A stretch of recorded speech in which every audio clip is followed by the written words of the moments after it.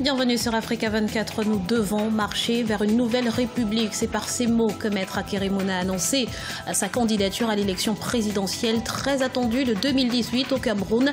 Il est avec nous sur ce plateau pour en parler. Bonjour Maître et bienvenue sur Africa 24. Bonjour et merci de me recevoir. Vous êtes donc officiellement un candidat à la présidentielle de 2018 au Cameroun. Qu'est-ce qui a motivé cette candidature?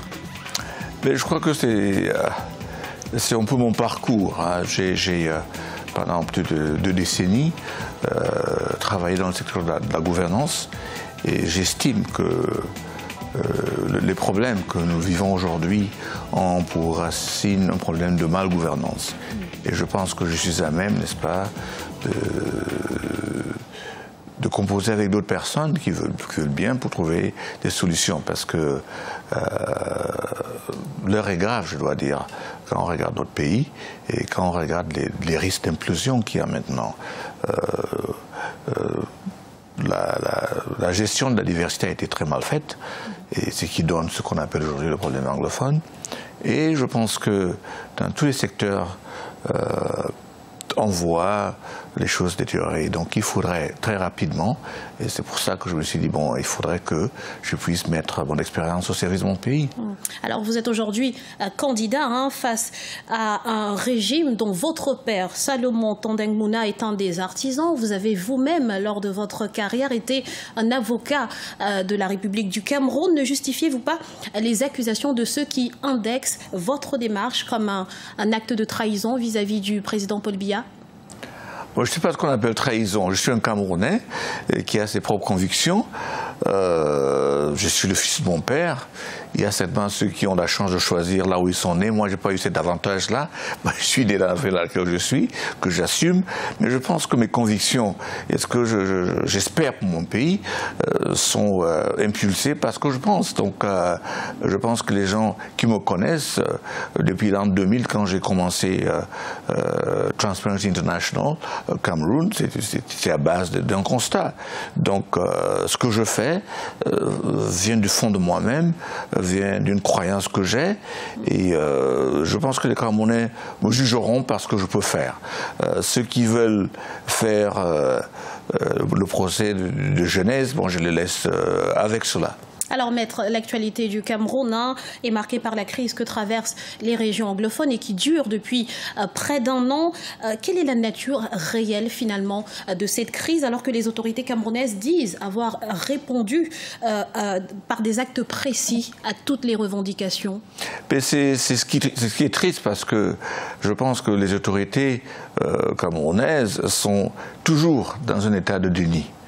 Parce qu'il y a 11 mois, quand les revendications ont commencé, ils disaient qu'il n'y a pas un problème anglophone, il n'y a pas un problème dans ces zones-là. Aujourd'hui, ils disent, bon, nous avons répondu à tout ce qu'on nous a posé. Et moi, ça me fait rire, parce que comment on peut reprendre à des choses qui n'existaient pas auparavant? C'est la première chose. Mais je pense qu'il faut aller un peu en arrière.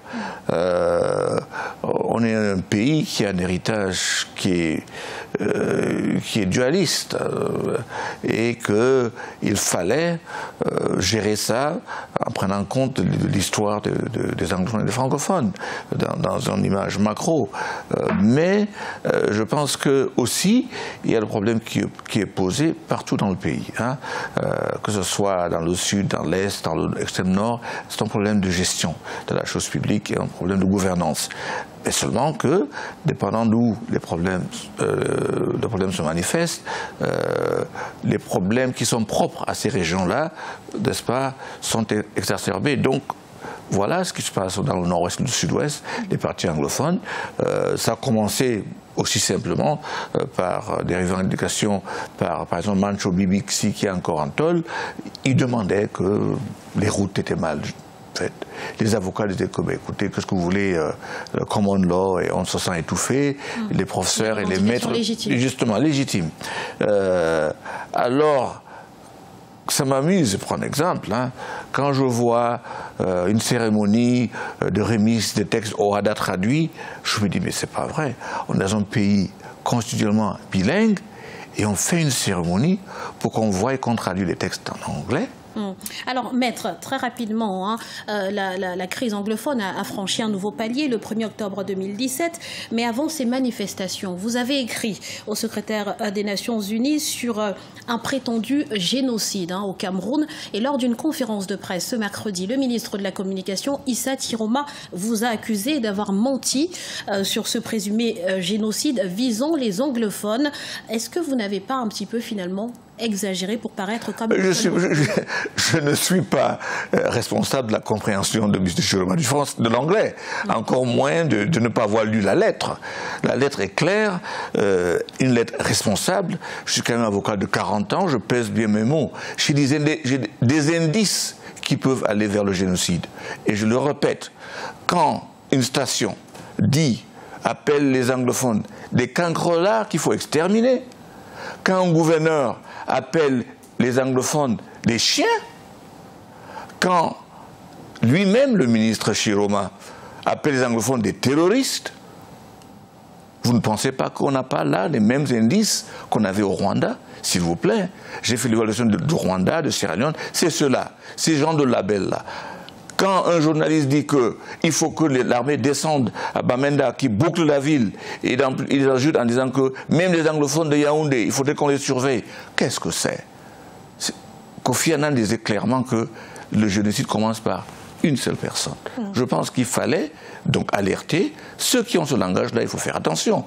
Je m'en réjouis du fait que les journalistes ont demandé des excuses, ils ont vu qu'il y a un excès, mais en ce qui me concerne, le fait que je me sois positionné en déclencheur d'alerte, je ne le regrette pas.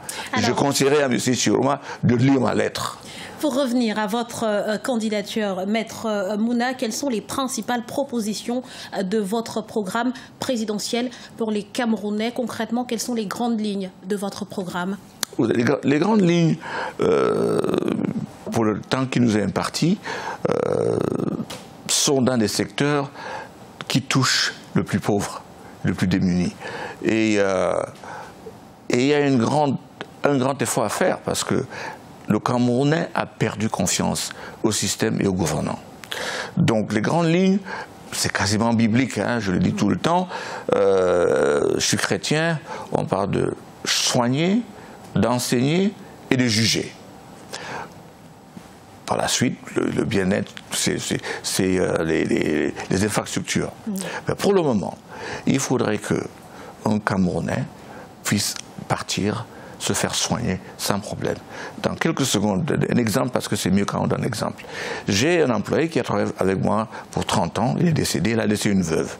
Et il y a 3 mois, on m'appelle que cette veuve est à l'hôpital. Pourquoi?